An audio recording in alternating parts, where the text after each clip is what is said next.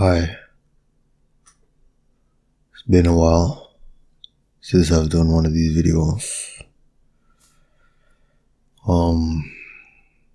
If I remember correctly, the last one that I did, the last few that I did, I was reading notes that I made. I'm not doing that this time. I'm just gonna ramble from the top of my head.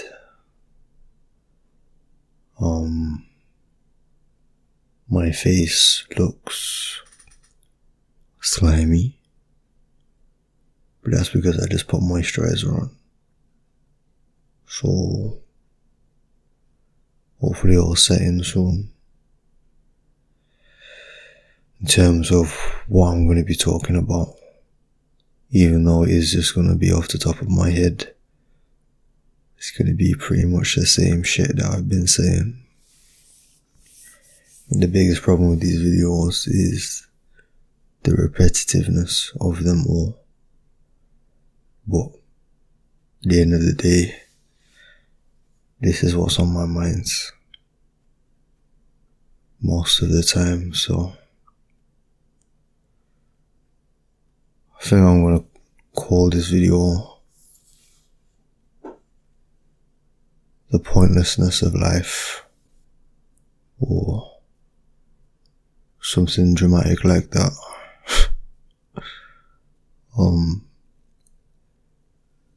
My mind just seems to be kind of obsessed lately with the idea of how pointless life is. I hope my camera's straight. I want to move it a little bit.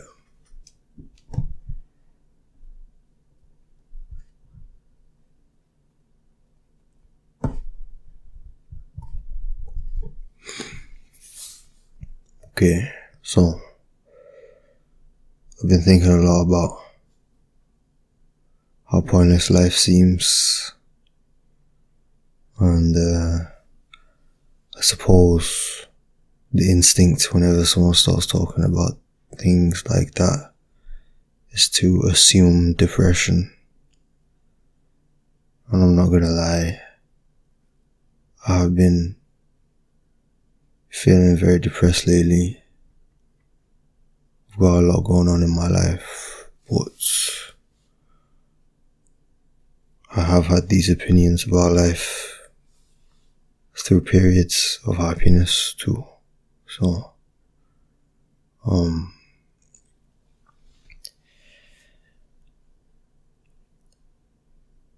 when I think about life, and I think about how finite it is,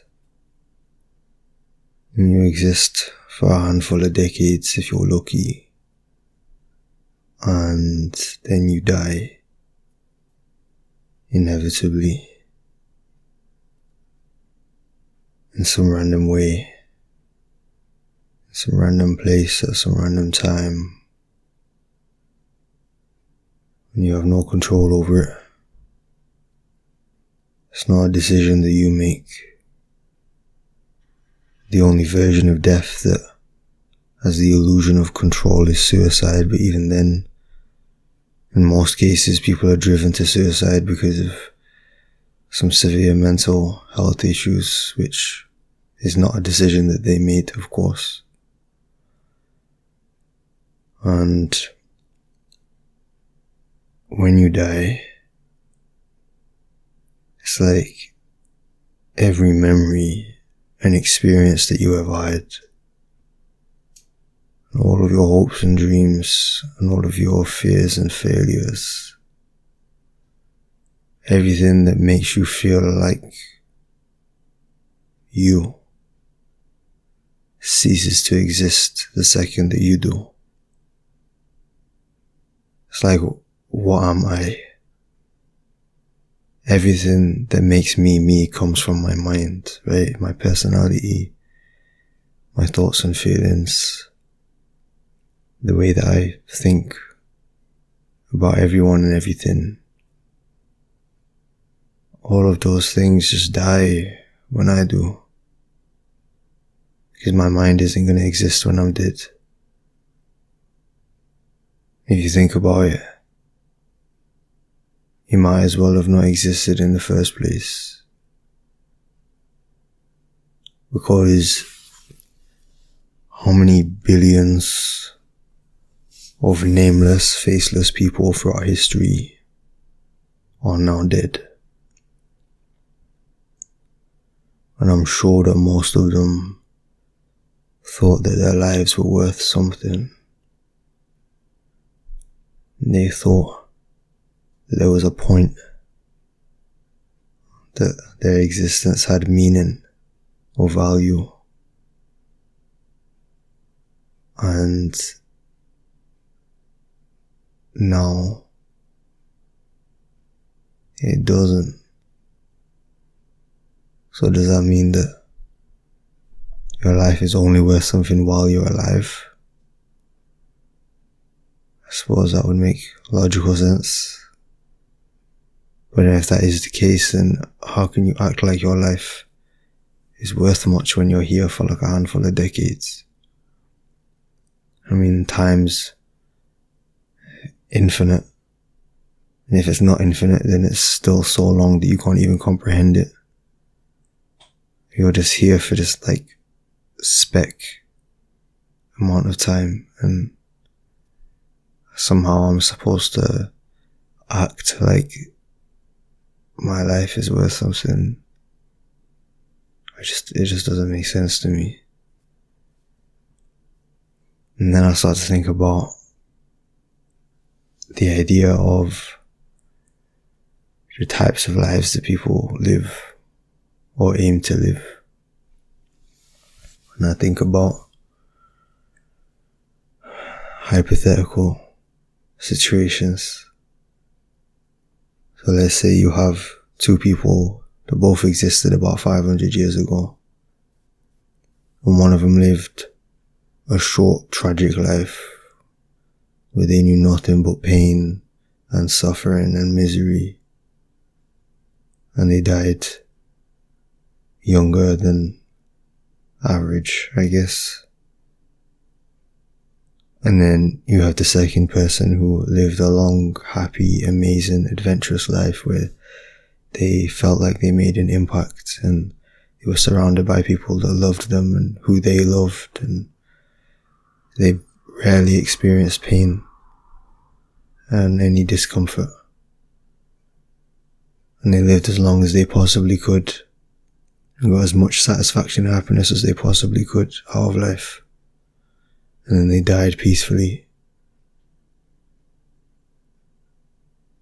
At the end of the day, what is the difference between those two people?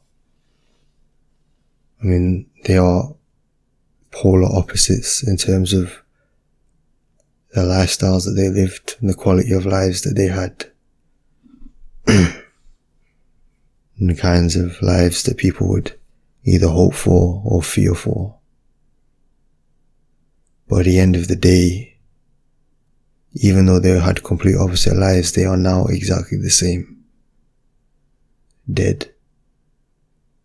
They don't exist anymore, and does it matter to any of us who are alive now whether these random nameless faceless people that lived decades or hundreds of years ago or thousands of years ago, does it matter what kind of lives they lived?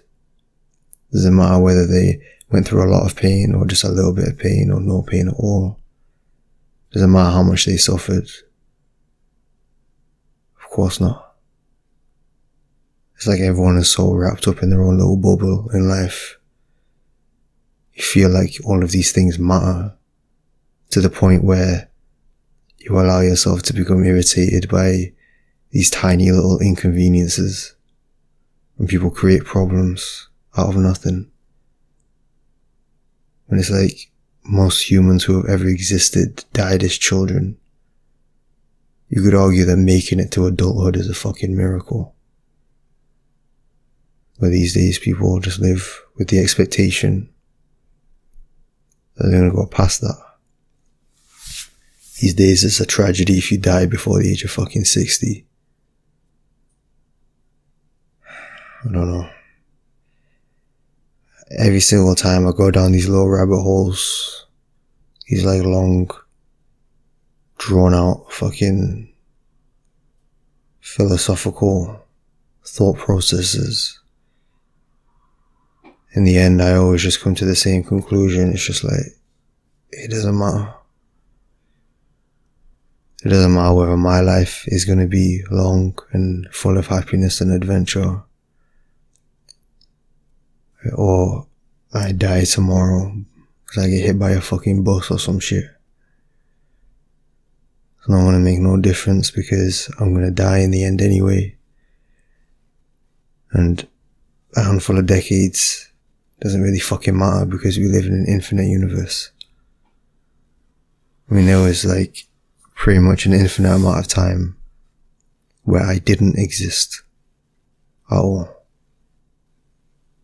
And you can all relate to this because you know what it was like to not be here.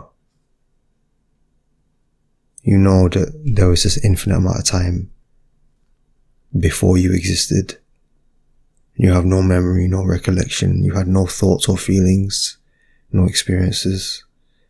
You were unable to think or feel or do or be anything for an infinite amount of time. And then one day, you were forced out your mom's pussy. And from that day, you've been stumbling around life trying to figure out what the fuck is going on. And you're going to keep on stumbling for as long as you can until you inevitably die through no fault of your own and no decision of your own. And after you die, you will go back to not existing for an infinite amount of time. So what was the fucking point? You know? There isn't one. There's no need for any of us to be here. And I take that further than just me as an individual. There's no reason for the entire species to be here or to have ever been here. There's no reason for life itself to exist. There's no reason for anything to exist. As far as I can tell, everything just is. I think it makes sense that humans try and come up with a reason why, because we have a conscience, we have a mind that's able to think, and we have this illusion of making decisions for reasons. As if we assume that everything else must sort of work and operate in the same way. But it kind of seems like humans and life in general are just an anomaly, you know? I don't think that anything other than us, or at least nothing that we have been exposed to so far, operates with a conscience or with a mind. Nothing else has thoughts and feelings in the same way that we do, so why would we expect anything else to have a reason? Why would we expect anything to have a point? You know, because it feels like everything that we do has a point and a reason behind it. Every decision you ever made. But the reality is that's just not the case for the universe. And we're just a byproduct of the universe, I guess. I suppose, even though there's nothing I can do to shake what feels like the truth, that is, there is no objective meaning or purpose to anything. The one thing that I still am in contention with is the idea of subjective meaning. The idea that even though there isn't some higher power up there that's put me on the planet for a specific reason, even if I am just here as a byproduct of life doing what it does, and even though I'm going to be here for however long I'm going to be here, and then I'm going to stop existing indefinitely at some point, I still, from my own individual personal perspective, have the ability of creating meaning. There's no reason why meaning and purpose has to be some objective truth, I guess. I mean, when I hear some cliche bullshit about someone saying that they were put on this planet to make people laugh or some stupid shit like that, I always have, as you can see, quite a hostile reaction instinctively. But at the end of the day, how can I say that that person is wrong? Because there's no reason why people can't just create their own meaning and purpose in life. I suppose my biggest issue is when people act as if they didn't decide their meaning, like the universe created them to do this thing. Because I suppose for years I've always thought that my only reason for living is to be happy. That's the ultimate objective in life. But because I've always been very hyper-focused on the fact that that was my decision, or that was the reason that my own mind came up with to live, I'm not under some weird illusion that anything other than my own mind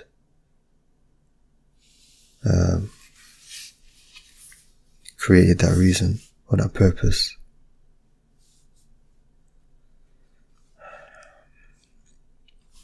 I read a little bit about Medusa the other day, the ancient Greek character.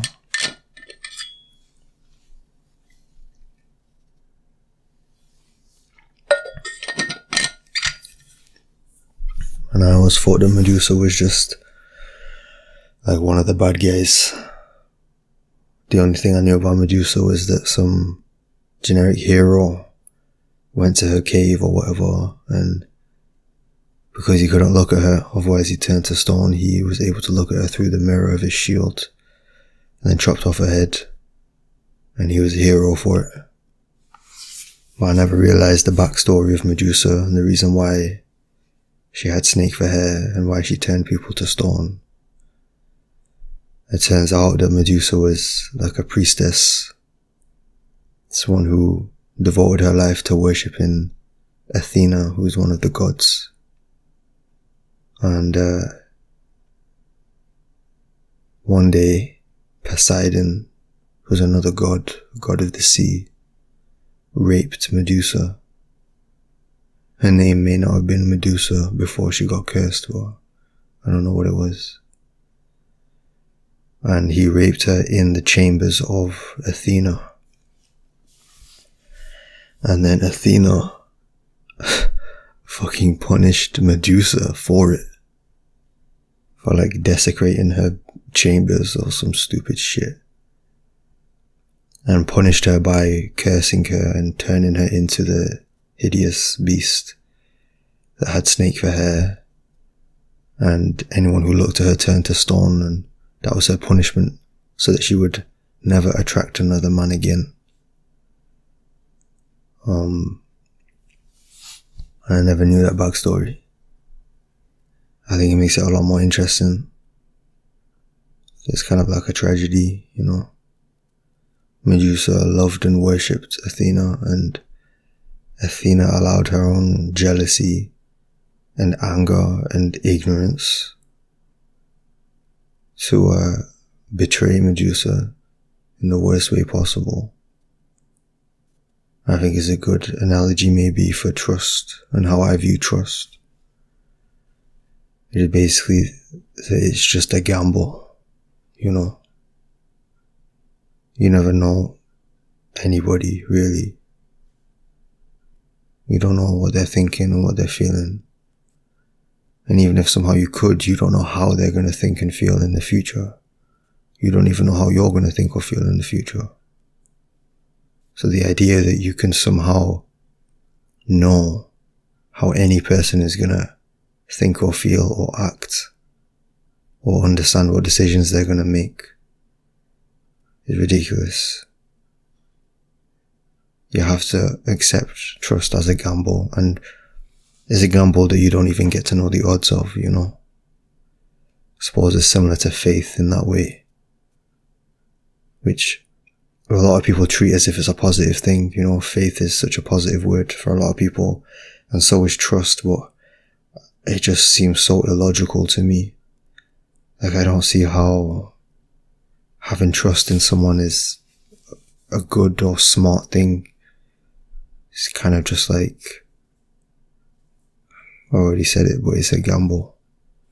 And if the gamble pays off, then great, but understand that that gamble didn't pay off because of anything that you did.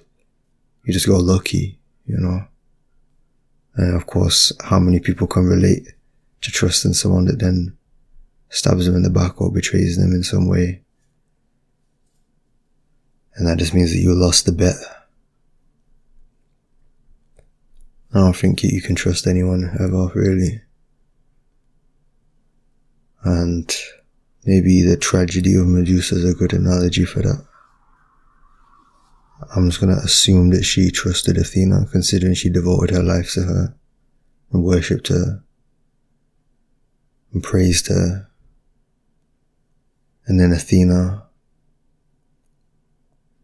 after knowing that Medusa went through probably the worst experience of her life, when Medusa was probably looking at Athena to help her more than anybody in her time of need, the trust that she had in Athena was completely fucking obliterated, and Athena betrayed her.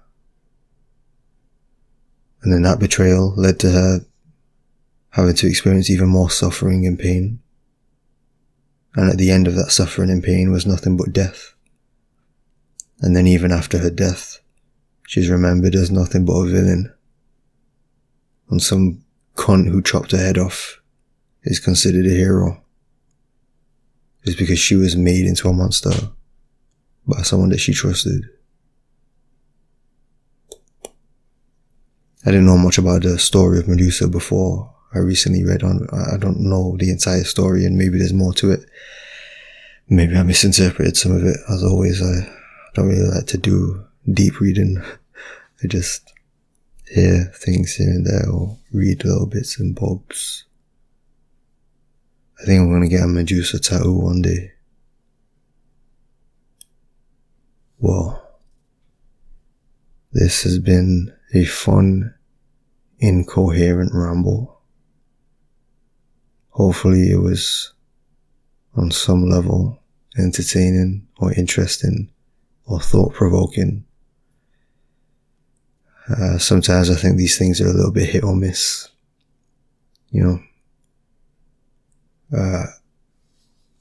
I do feel kind of fuzzy in my head right now, so I have a feeling that some of my thoughts might not have been as profound as I thought they would be, and I might not have been as articulate as would have been ideal. But who gives a fuck? I'm gonna just upload the video anyway, unedited, because it's not like anyone's gonna watch this shit. As always, I'm just gonna see this as a therapeutic kind of thing. Well, 25 minutes is good enough. Bye.